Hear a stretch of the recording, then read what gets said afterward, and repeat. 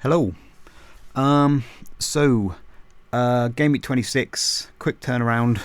I'll just have a quick review of Game Week 25 and then talk about my rough plans for Game Week 26. I've got a few scattered thoughts I might weave around as well. But Game Week 25, yeah, I bodged it a little bit. I played Ampadu over Rogers, which now seems mental. I also capped Gabriel, which I thought was a little less mental, was worth a punt, but that seems mental now. Um, and so I kind of shot myself in the foot a bit and lost 11 points. Um, the Ampadu over Rogers thing, the lesson I've kind of learned there is basically the reason why I played Ampadu was because my model had him quite a lot higher. And I saw that and it kind of captured my imagination. I kind of fancied it. It was like, I like finding a little differential. If my model's got somebody who's quite a lot higher than somebody else and he's a low owned pick, that kind of excites me a bit. And I thought, oh, Ampadu, yeah, let's have a punt on that. But in retrospect, it was a bit silly because the most I was hoping for from Ampadu is realistically 4 points. Even though my model had him a bit higher than that, I'm really only hoping for 4 points. Whereas with Rogers, I know that he's got a higher ceiling. And so the worst that would have happened if the best I was hoping for was that Rogers would blank and then Ampadu would get 4 points. So I may as well just bench Ampadu, and then even if that happens, the worst that's going to happen is I'm going to lose 2 points on that exchange by benching Ampadu and playing Rogers. But then the best that can happen is that Rogers could go off and go really big, which he did. So it's a ceiling thing, and I've had that same logic all season. Early in the season, the reason why these two little DM players, they're supposed to be my bench players, and I deliberately bought them so that it would kind of encourage me to play my defenders more, because the defenders have more routes to points. They've not only got defcons and they've got a similar XGI, but they've also got clean sheet chances as well. And so that was the whole logic of it. And I think I got a bit kind of I don't know, carried away with. I was starting to like these defcon picks, these DMs, and liking them is one thing, but actually playing them is like, you know, they're good. Their purpose is to just come off the bench when you need them. And then there's also the other thing is I hate playing attackers versus my defenders, Rogers versus Petrovic, and I think that's something I'm just going to need to suck up and just get on with. Like it happens a lot. It's spreading your bets, but it's not just spreading your bets, it's limiting your ceiling. Because like with defence, sometimes I do like spreading my bets. I do that. I don't often double up in defence. With Arsenal, it's obvious they're good. I could well do it with Bournemouth with Senesi, but then Senesi's more about the defcons. But most of the time, I don't massively love doubling up on any defence, especially when you're just hoping for clean sheets. So I usually spread my bets. So that logic is there. But when it comes to kind of playing an attacker versus your defender, it feels more like you're limiting your ceiling than spreading your bets. So I've never liked doing it. But the amount of times I end up thinking I should have done it is just a lot. And so I guess that's something I might start leaning into doing more often. It depends though. I've got a few moments coming up in the coming game weeks, I think, when I may have to do that again when my players play against my own defenders. I can't remember when, but I've got some coming up, I think. Krupi versus Alderete, maybe, I don't know. So I'll have to take it each one at a time, but I may need to become more comfortable with that. But that's why I benched Rogers, and that was a bit silly now. Seems silly in retrospect. Yeah, and the Gabriel cap. It's tempting when you get smashed like this to just decide to never go against the template again, just like proper high EO, follow the EO punts, and just don't go differential. Don't be clever. Don't try anything clever. Just stick with the EO picks. But I don't really want to do that. I think I like having the odd punt here and there. I don't want to. You know, I'm becoming more and more boring as I play this game. Like it seems to be the way to play the game is to play it pretty conservatively, and but I don't want to go too much, and I like finding a little punt every now and then. You know, and Bruno was blanking until the last 10 minutes, and you know, if Gabriel had just had one of his days, you never know. So yeah, I don't regret it too much, but didn't pay off this time. But I do regret benching Rodgers. That was a bit silly. Anyway, so that was Game Week 25. According to Optimized, I'm playing really badly as well. This is just something that makes me curious, this yellow line. And I don't know what to think about it, really. I'm guessing if you want that yellow line to go up, you got to kind of pick the FPL review picks and the Solio picks, just follow their model, and that will give you, that's where their predicted points are coming from. So I presume it's something to do with that. Maybe my model is just really crap. It could be. I don't know. At the moment, I'm kind of ignoring it. But when it starts going up, I don't know.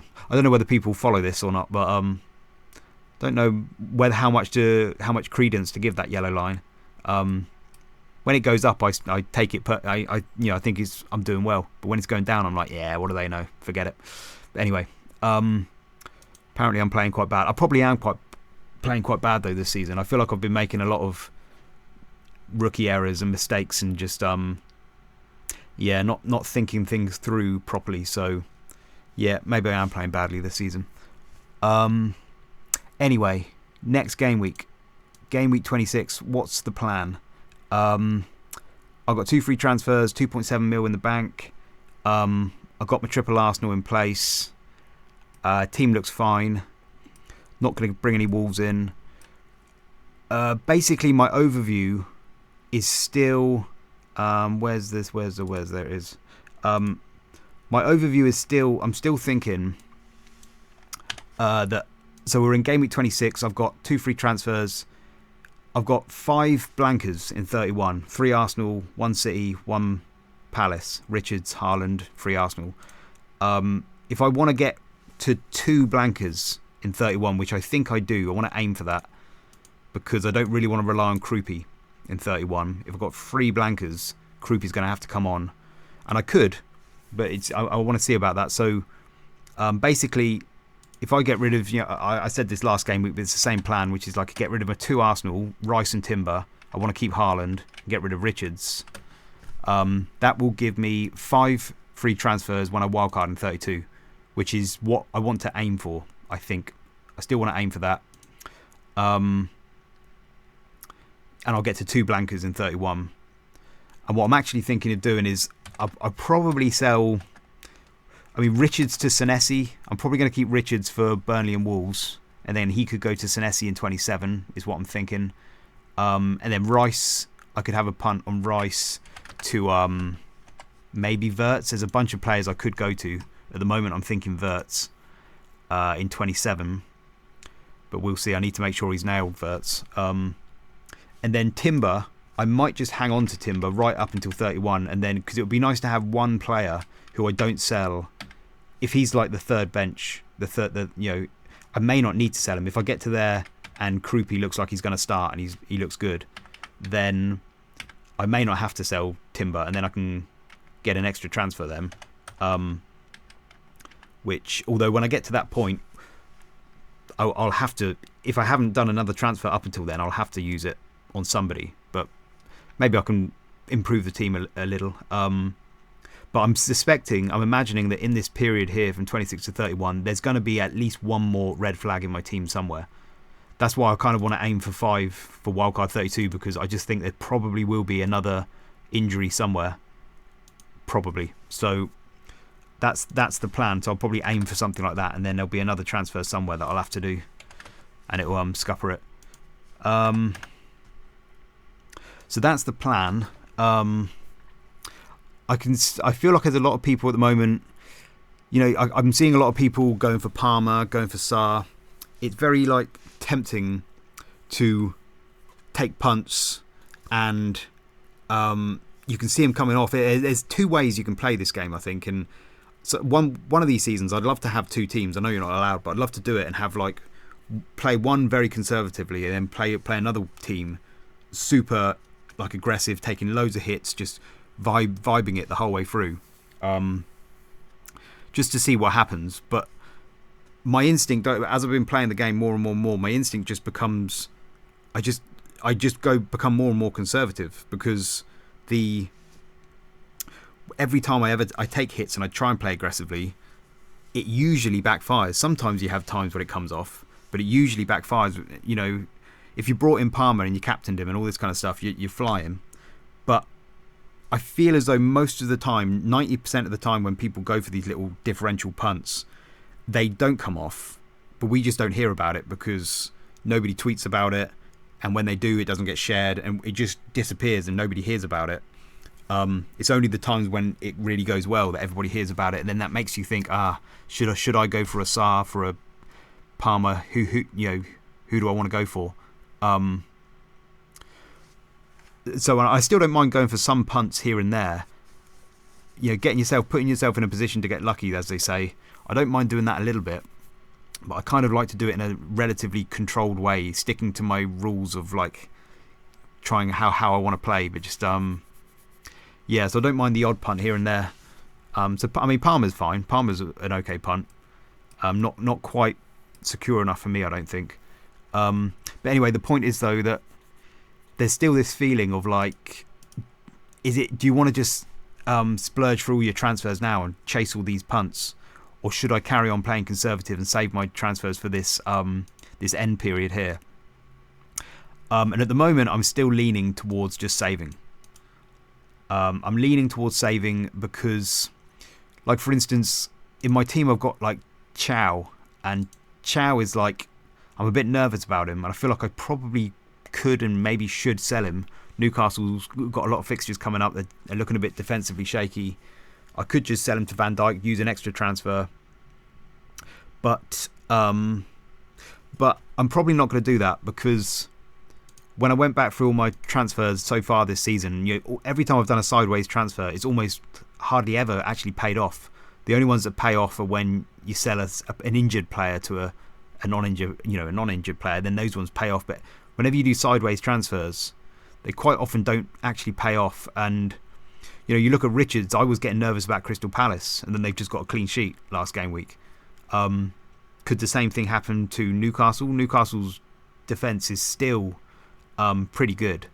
For the season, their XGA is like, I don't know, it's like second or third, I think. Third best for the season.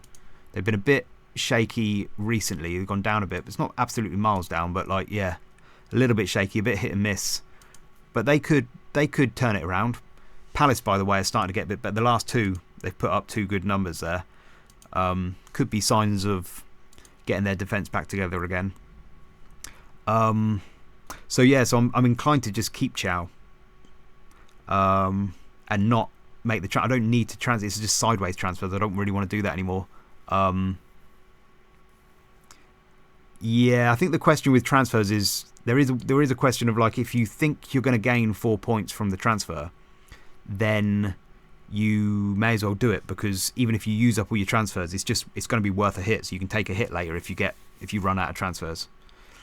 And there is an argument to be more bullish with your transfers in the early stages, because we may not need them all here. And it's like, so you use the transfers now, and then if we don't need them later, then you're happy because you used them all now. And if you do, then you just take hits. So there is an argument to kind of push the line a little bit. But yeah, my hunch at the moment though is I'm just playing super safe at the moment. I don't really want to go do the sideways transfers. It might be because every sideways transfer I've done so far this season seems to have backfired, so I just don't want to touch my team anymore, because every time I touch it, I seem to ruin it.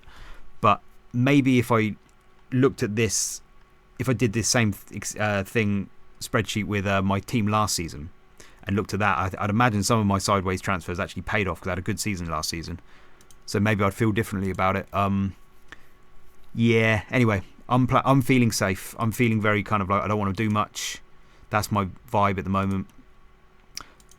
Save the transfers. So, game week 26, probably going to roll. Got Gabriel, Timber, Rice. I will triple captain Gabriel. Could talk about that in a minute. I've kept Richards. Feeling good about him with Burnley and Wolves now at home, so that's okay. Bruno, Haaland, Ekitike versus Sunderland. I'll come on to in a minute. Rodgers, Brighton, that's fine.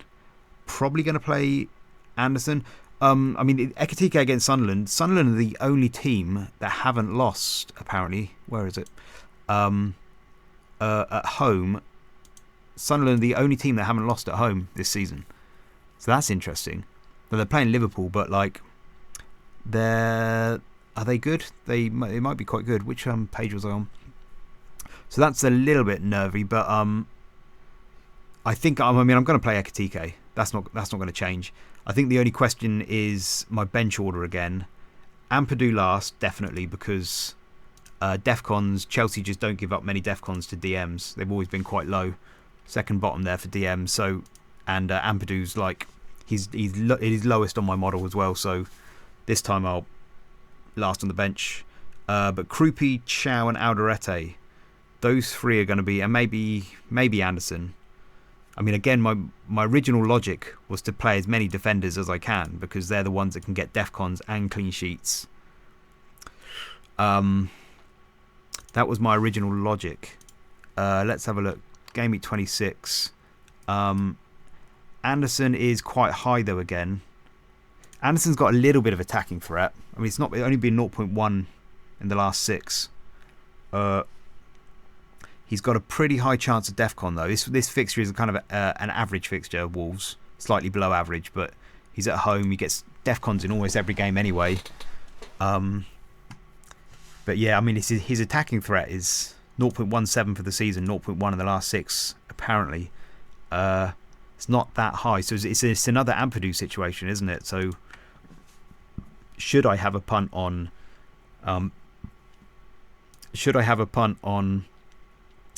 Chow and Alderete. Chow maybe. Tottenham away. They both got the same amount of rest days because it's both played Saturday and then Tuesday. So, but then I don't know. I'm not really feeling it. Tottenham improving a little. They've got to travel all the way down south to Tottenham. Yeah, I don't know. I could go Chow. Maybe he's got more routes to points, but then Alderete again, same problem playing against Ekitike. I mean, you know, on paper it feels like I should bench him. It feels like I should play, and then again Krupi. I'm tempted to play Krupi again because he just feels like a kind of exciting kind of wild card pick.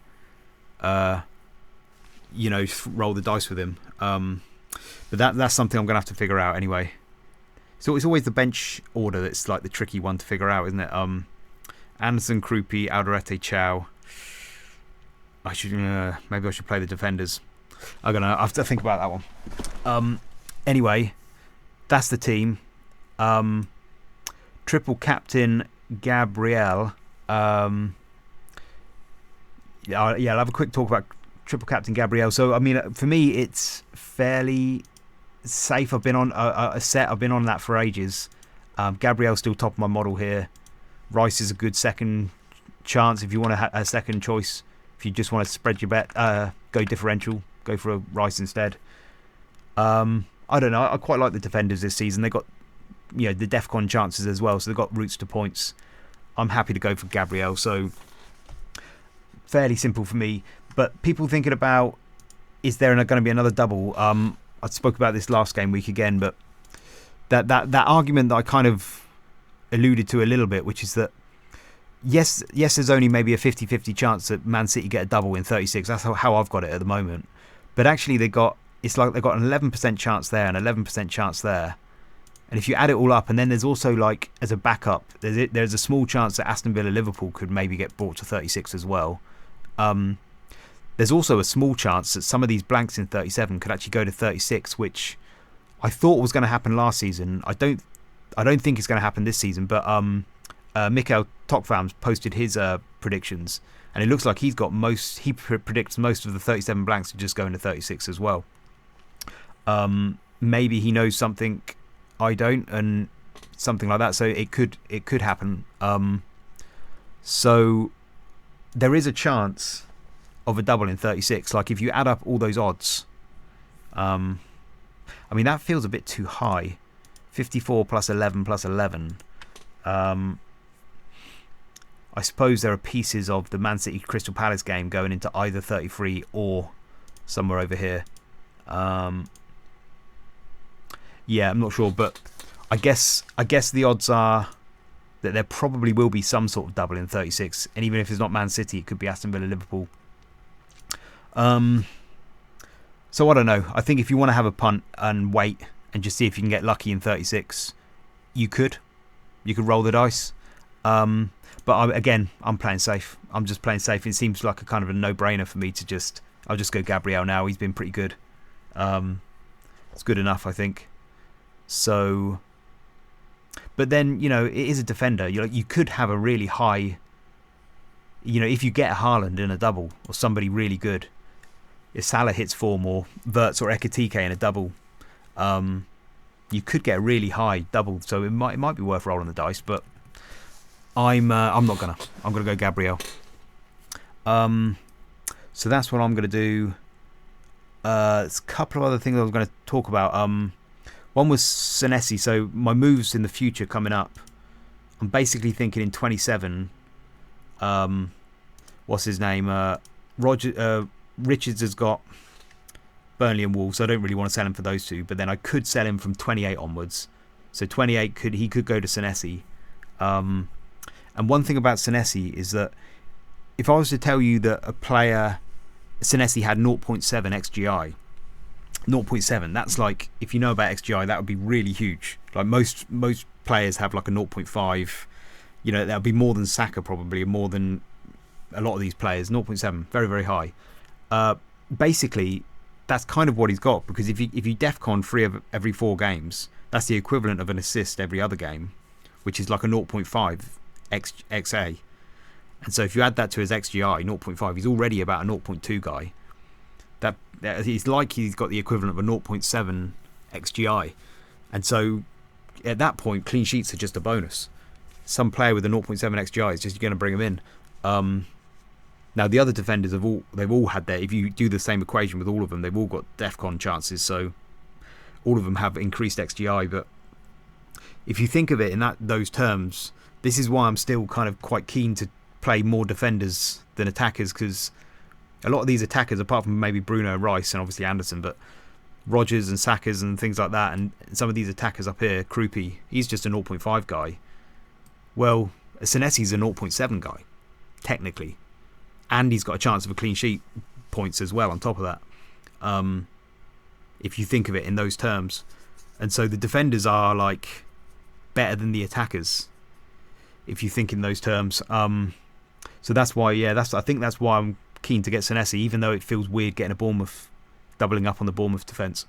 And then, so there's that. And then the other transfer I'm thinking is, so Rice in 27, he's a sell in 27 after the other side of the double. I could sell him, but I don't have to. I could keep him right up to 30.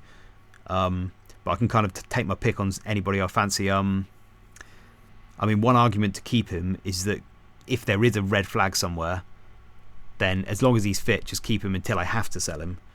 I think he's in the mix amongst all the best from 27 to 30. He's still as good as any other pick, really. So I could just keep him. Tottenham, Chelsea, though, not the greatest fixtures. Well, Tottenham maybe. But I'm thinking Wirtz. I could go on Bomo. Little bit about doubt about whether he'll definitely play all the games, but I could go on Bomo, but then he's playing against my defence there in 31, which I don't like. I think Wirtz is the one. No clashes with my team. I like him. Enzo, Sar's up there, but then he blanks in 31, Sar. He does look quite good. And then Enzo is just always high on my model, even playing against Arsenal, Villa, Newcastle, Everton. He's still high on the model. But I just don't think something about Enzo, I never quite go for him. Never quite trust where he's going to play. So probably won't go for him. I can actually get to Palmer. If I go to Hill instead of Senesi, I could actually get to Palmer, Rice to Palmer. And that's interesting, because it's like, that's one of those things where, like I say, if you're playing vibes and just taking punts and taking hits, maybe you bring Palmer in 27 and captain him. Haaland would have Newcastle at home. Bruno's got Everton away. It's tricky. Palmer cap is probably quite nice, quite enticing for 27. So I could, but then he goes into this run, and they may have Champions League. They'll have Champions League here. Where are they? Chelsea. So yeah, I mean they've got 3 midweeks either side of Burnley, but then they're going to Arsenal, Aston Villa, back to back. They'll have FA Cup round of 16 probably. Got Hull in this round, so and then they're going to have round of 16 games here. So will he play all these games, Palmer? Don't know. So I probably won't go for Palmer, but it's another one of those where I'm going to watch other people go for him and captain him, and he could do well, but he might not. He could blank as well. Who knows? So yeah, I think I'm just going to play boring for now. Yeah, so that's it. I think that's the plans. That's the plans. Was there anything else I wanted to talk about? I'll just show the DEFCON charts. So for centre backs, if anybody's interested, that's the latest order when it loads. Fulham, Wolves, Chelsea at the bottom. Brighton, Man City. Don't give up many DEFCONs. Then Palace, Bournemouth, Brentford, Man United, Everton, Liverpool give up the most DEFCONs. And that's the DMs. I think Chelsea are at the bottom. Arsenal and Chelsea at the bottom. Don't give up many DEFCONs. And then Villa, Palace, Tottenham, Man United are always at the top of these. Anyway, that will do. Okay, I'll leave it there. Thanks for listening. See you later.